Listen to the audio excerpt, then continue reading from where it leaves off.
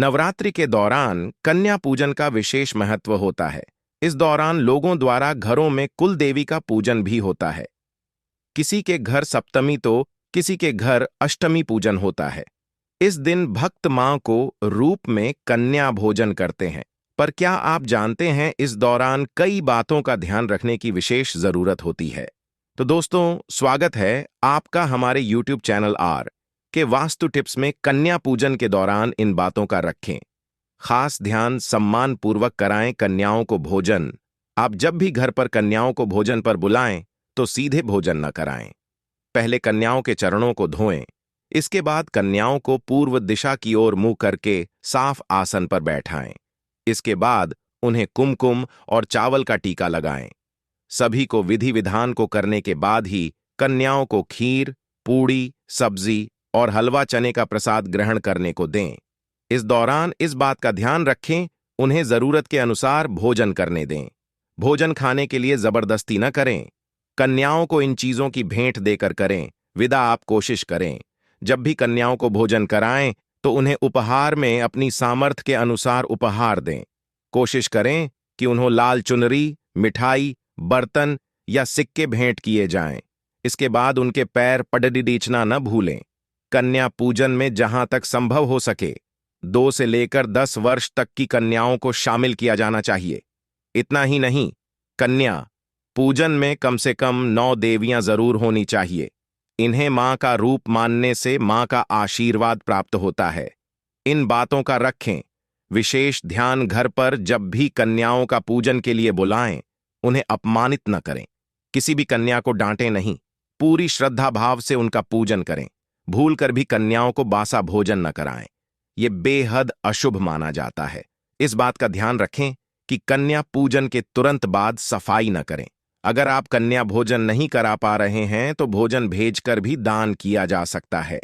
इस दिन के भोजन में लहसुन और प्याज का भोजन नहीं बनाना चाहिए। कन्याओं को भोजन कराने से पहले उसे झूठा न करें।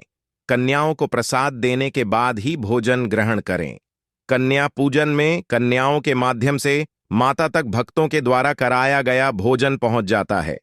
पुराणों में वर्णन मिलता है कि कन्या पूजन के लिए 3 से 9 वर्ष की कन्याओं को ही आमंत्रित करना चाहिए। इससे अधिक उम्र की कन्याओं का चुनाव नहीं करना चाहिए। कन्या पूजन से माता बहुत प्रसन्न होती हैं। पूजन, हवन, दान से भी अधिक प्रसन्नता माता को कन्या पूजन से मिलती है।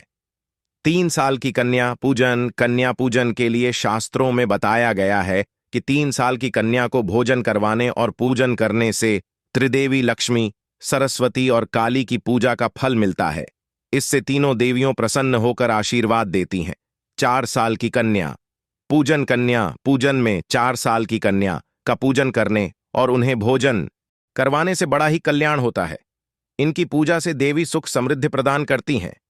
इस उम्र की कन्या को कल्याणी देवी मानते हैं। 5 व 6 साल की कन्या पूजन में 5 साल की कन्या का पूजन सेहत के लिए बहुत ही शुभ फलदायी होता है।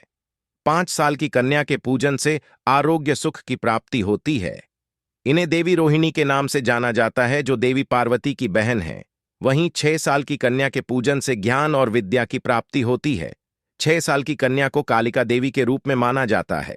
7 व 8 साल की कन्या पूजन में 7 साल की कन्या को जो लोग भोजन करवाते हैं और उनकी पूजा करते हैं, वह चंडिका देवी को प्रसन्न करते हैं। इस आयु की कन्या की पूजा करने से धन धान्य में वृद्धि होती है।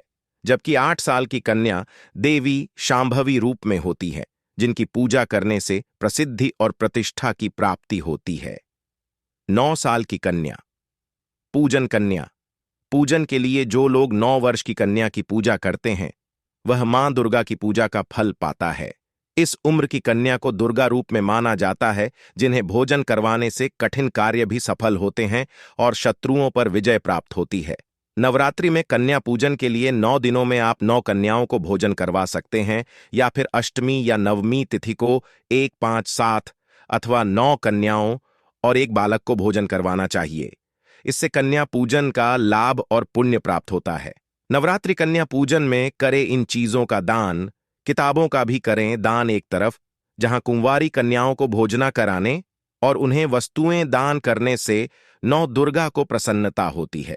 वहीं चैत्र नवरात्रि में किताबों को दान करना भी अत्यंत शुभ माना जाता है।